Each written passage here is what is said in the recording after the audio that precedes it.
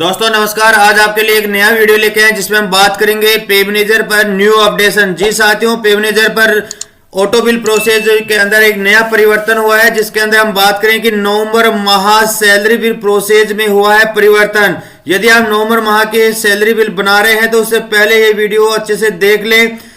16 तारीख से लेकर 23 तारीख के बीच में क्या करना होगा।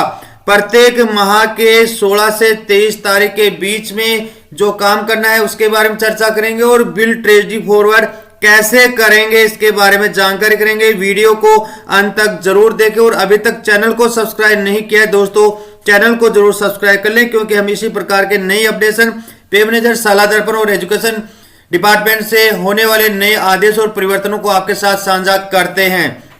जी साथियों, मैं सीधा ले चलता हूं मेरे पे मैनेजर पर। यदि आप पे मैनेजर को ओपन करते हैं तो आप देखेंगे कि यहां पर जो नया परिवर्तन हुआ है, सबसे बड़ा परिवर्तन जिसकी हम बात करना चाहें ये हुआ है कि सैलरी बिल प्रिपरेशन ऑप्शन में आप देखेंगे कि यहां पर बिल प्रोसेस में जैसे सैलरी प्रिपरेशन में जाएंगे तो आपके पास में यहां पर नीचे एक ऑप्शन आता था जिसके अंदर कंफर्मेशन फॉर ट्रेजरी ऑप्शन हटा दिया गया है। यहां पर पहले आपके जो ऑटो बिल प्रोसेस होते थे, ऑटो बिल प्रोसेस होने के बाद में हम 23 तारीख के बाद में हम यहां पर कंफर्मेशन फॉर ट्रेजरी को क्लिक करते थे। इसके बाद में डीडीओ के मोबाइल नंबर पे ओटीपी जाता था। ओटीपी जाने के बाद में सबमिट करने पर, ओटीपी सबमिट करने के बाद में बिल ट्रेजरी को फॉरवर्ड किया जाता था। लेकिन अब यहां पर यह ऑप्शन हटा दिया गया है।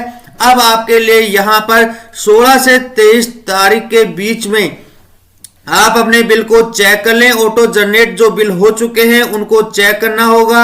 चेक करने के बाद में यदि सही है तो आपको 23 तारीख के बाद में किसी प्रकार का भी आपको ट्रेजरी फॉरवर्ड नहीं करना है। ऑटो ट्रेजरी फॉरवर्ड का ऑप्शन आ गया है, स्वतः ही बिल ऑटो ट्रेजरी फॉरवर्ड में चले जाएंगे। लेकिन यहां पर आपको जो ध्यान रखने योग्य बात यह है कि आपके पास में यदि 16 से 23 तक प्रोसेस हुए बिलों को सावधानी पूर्वक जांच कर आवश्यक डॉक्यूमेंट अपलोड कर बिल को छोड़ देंगे।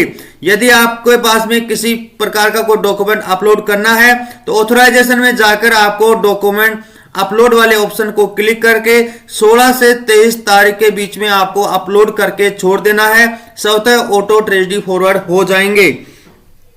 साथ ही यदि किसी कार्मिक के पूर्व माह का वेतन प्रोसेस करना है और मूल वेतन में परिवर्तन किया जाना है तो आवश्यक परिवर्तन एम्प्लॉय पे डिटेल में जाकर करें। यदि आपके यहां पर किसी प्रकार का एम्प्लॉय के पे डिटेल अपडेशन करें और अपडेशन करने के बाद में आप पे डिटेल अपडेशन कर दें, जिससे कि उनका बेसिक आपने परिवर्तन किया है तो यहां से परिवर्तन कर दें। और पूर्व माह का यदि वेतन बनाना है तो उसी प्रकार बिल प्रोसेसिंग वाले ऑप्शन में जाएं, सैलरी प्रिपरेशन में जाएं और यहां पर आप देखेंगे कि ऑदर सैलरी रिक्वेस्ट, आपको ऑदर सैलरी रिक्वेस्ट वाले ऑप्शन पे जाना है। इसमें मंथ, ईयर सेलेक्ट करके, बिल नेम सेलेक्ट करके, एम्प्लॉय का नाम आप ग्रुप में से सिलेक्ट कर लेंगे, रीजन और डे, और यहां पर आप देखेंगे कि जो भी आपका सिलेक्ट बिल का नाम होगा इसके अंदर किस कारण से एब्सेंट स्टेटमेंट या अन्य विविध जो भी आपका कारण होगा आप यहां पर कारण देंगे, फाइल यहां पर अपलोड कर देंगे और सबमिट कर देंगे।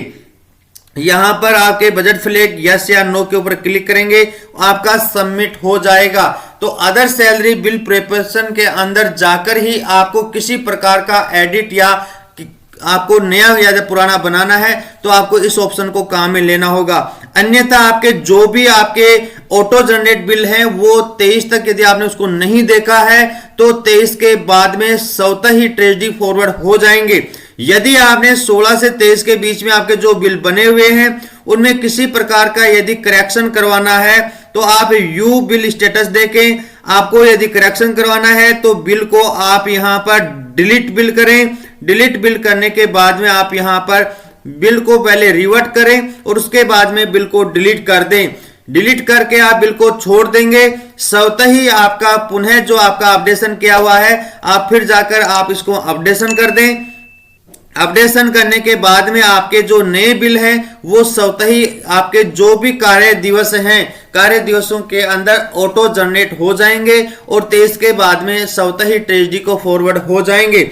इस प्रकार आपको ये 2-3 बात महत्वपूर्ण आपको नवंबर माह की सैलरी और उसके बाद की सैलरी में आपको ध्यान रखने की आवश्यकता है।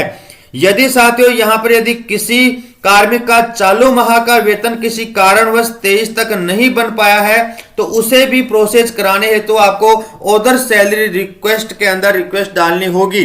मान लो कि आपके पास में 3 या 4 हेड हैं और उन 3-4 हेड में से किसी एक हेड का ऑटो जनरेट नहीं हुआ है तो आप उसको फिर आप यहां पर देखें कि आप सैलरी प्रिपरेशन में जाएं और सैलरी प्रिपरेशन में अदर सैलरी रिक्वेस्ट करके आप डाल दें। सैलरी बिल कंफर्मेशन के अंदर देख लें कि आपके सारे के सारे जो बिल हैं वो सही है या नहीं है। आप यहां पर रिपोर्ट्स डाउनलोड कर लें, रिपोर्ट्स डाउनलोड करके सैलरी बिल रिपोर्ट्स डाउनलोड कर लें। आपके यहां पर ई साइन हो चुके हैं या नहीं हुए हैं, ये सारा देखने के बाद में आप संतुष्ट हो जाएं तो 23 के बाद में आप छोड़ दें, किसी प्रकार का कोई आपको काम नहीं करना है। फिर भी यदि आपको किसी प्रकार की कोई तकनीकी सहायता चाहिए तो इस प्रकार हमारे वीडियो के आप कमेंट्स बॉक्स में कमेंट्स लिखें, आपकी समस्याओं का समाधान किया जाएगा। वीडियो को अंत तक देखने के लिए बहुत बहुत धन्यवाद। चैनल को अभी तक सब्सक्राइब नहीं किया दोस्तों, चैनल को जरूर सब्सक्राइब कर लें।